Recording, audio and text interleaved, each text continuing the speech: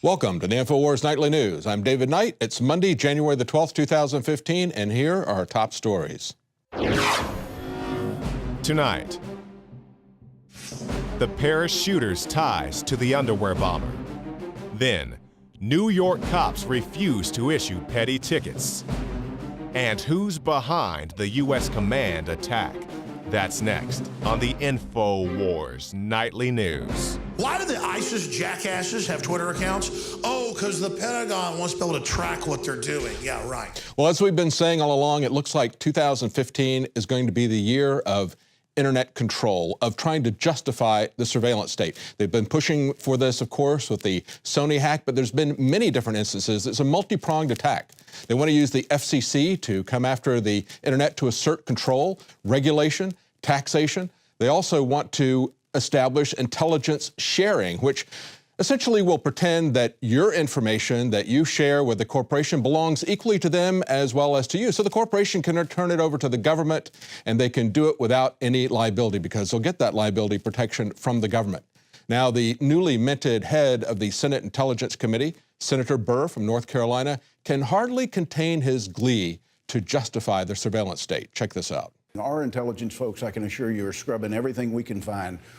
Now, he says they're going to go back and look at the connections between these guys, and it is really kind of interesting. It's almost like some kind of a Dickens novel where all the characters are interrelated, as you find out, and we see that happening right now. We see that, speaking with CNN, a freelance journalist said that the underwear bomber lived at the same apartment as shooting suspect Saeed Kouachi prior to his failed airline bombing attempt in December of 2009. Now, at the end of the news tonight, we're going to play a special report, a flashback to the full expose of how the underwear bomber was a perfect false flag attack orchestrated by the government with a solution in hand that they presented the very next day, machines that had been built a long time before that, ready to roll out as this attack came out. I believe the same thing is happening here. I think that if you've got shooters and you know where they are, you know who they are, and you fail to stop them, yet you drop breadcrumbs that make it look like you instantly solve the crime, that is something that is being used to push this narrative that we need more of a surveillance state, that in spite of their failures, we need to double down, spend more money, spend more of our liberty in the vain attempt to try to get a secure state.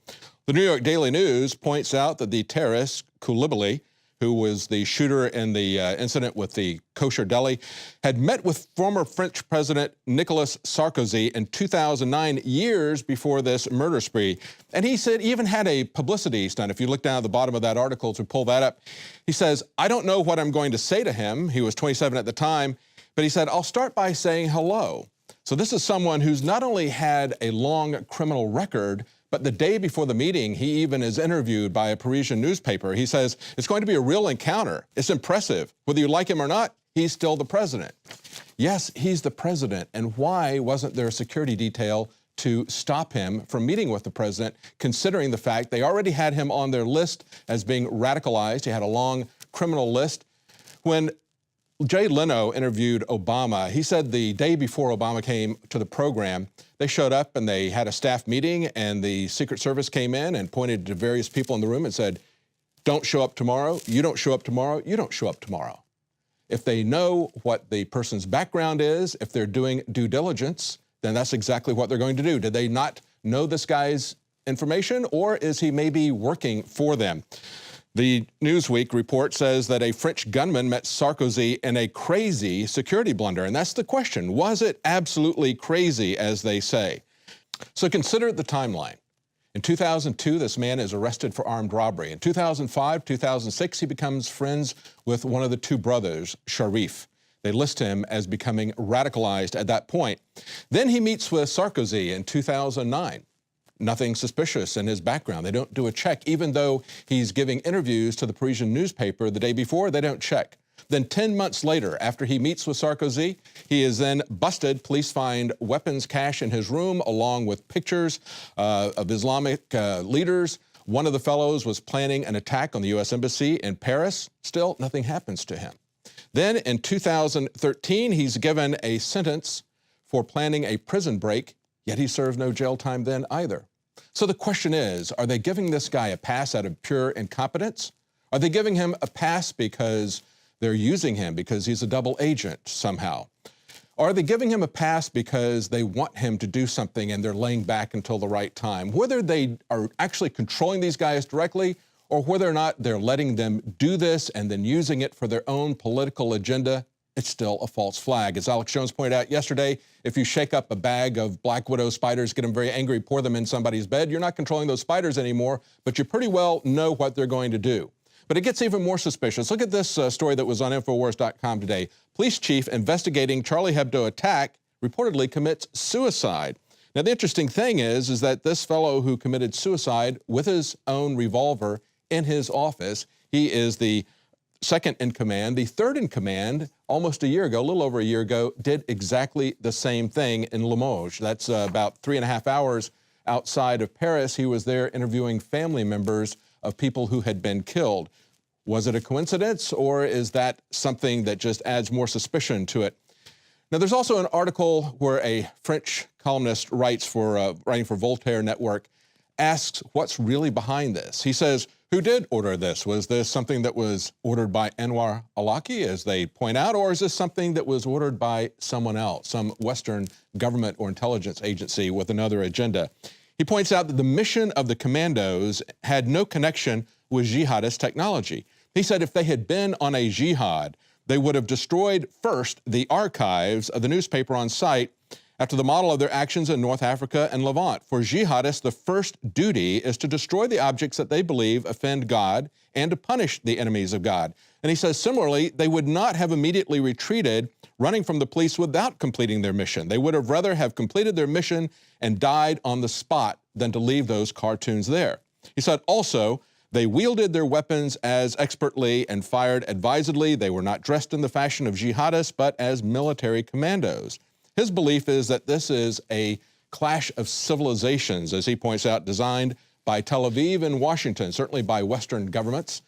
It looks like this is something that suits their agenda that they've been working on for a very long time. But of course, they're trying to say that they're going to take the brave high ground and they're going to defend freedom of speech. Really? Was that what happened in the marches? Was that a march of political unity? Or were there political recriminations taken against their political opponents? Look at the story. Socialist Hollande bans right-wing nationalist party and challenger Le Pen from the Unity March. This is from the Gateway Pundit. They point out that Hollande banned the National Front Party leader Marine Le Pen from the Unity rally in Paris on Sunday. The French Nationalist Party, who wants to clamp down on immigration and won the elections last May, was banned from this march. Le Pen was furious that the party who came out on top of the European elections last May was excluded from the march. So there's definitely a political aspect even to that. They're not there for free speech. And certainly the whole idea that they're standing strong for free speech really comes down with an article that Paul Joseph Watson pointed out in his video earlier today, going back to January of 2009, because the previous French Prime Minister, Sarkozy, came after a Charlie Hebdo journalist who mocked his son. This was a French cartoonist who was put on trial for charges of anti-Semitism over a Sarkozy job. And again, remember that Charlie Hebdo had pointed out they'd been sued 13 times by the Roman Catholic Church. Only once, they said, by the Muslims. But if you criticize someone who is Jewish, you not only get charged criminally for anti-Semitism, but Charlie Hebdo fired the cartoonist. What was in this cartoon? Of course, this was an 80-year-old cartoonist who had worked for them for quite some time. He faced charges of, quote, inciting racial hatred for a column that he wrote in the satirical weekly Charlie Hebdo. It ended with him being fired from the magazine. So what was in that cartoon? Well, it was about the engagement of the former Prime Minister Sarkozy's son, who was then 22 years old, to a Jewish heiress of an electronics goods chain. Commenting on the unfounded rumor that the president's son was planning to convert to Judaism, the cartoonist wrote, "He'll go a long way in life, that little lad." So that's what he said that qualified for charges of anti-Semitism. Charlie Hebdo, who say that they always support the absolute right of free speech, called on him to resign for that, to which he said, "I would rather castrate myself." Well, it turns out that Obama would rather castrate the internet than to let us have the kinds of freedoms that allow some of these things to happen. Today, he was talking about how he was going to do that, and simultaneously, for some reason, CENTCOM's social media got hacked, a very serious crime. Leanne McAdoo has the details.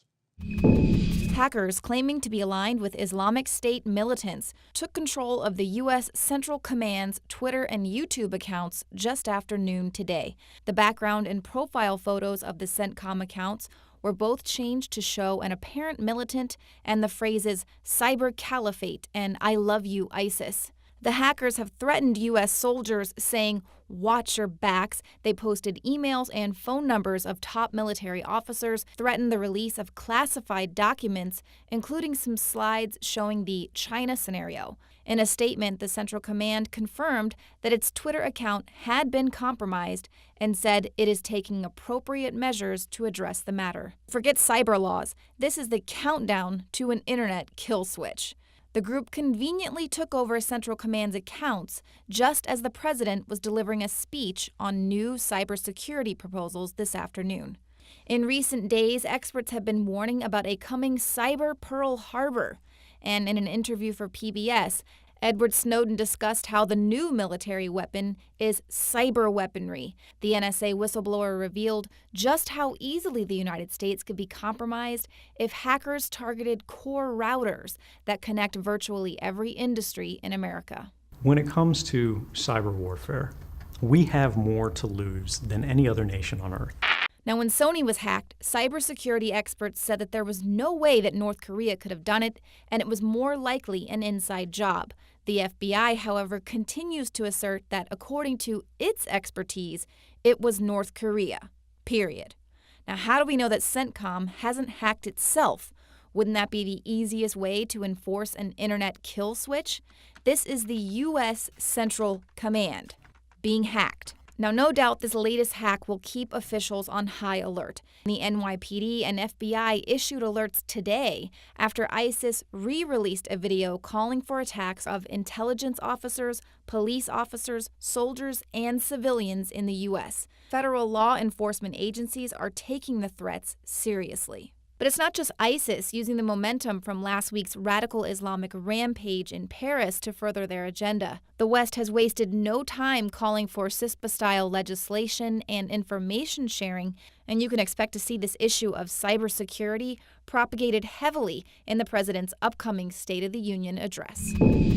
Now, of course, hacking their Twitter and YouTube accounts, that's something that is highly visible, but it's not something that is very damaging.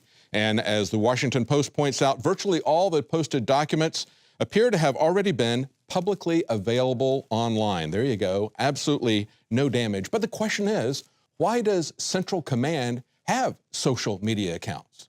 Well, the Washington Post gives us the answer to that as well. In case you don't know, they say the United States and the Islamic State have waged a propaganda battle online for the better part of a year after the militants rose to prominence and seized broad swaths of territory. Yes, it is all about a propaganda war. Do you think they would wage that propaganda war by hacking their own account? I mean, how hard is that?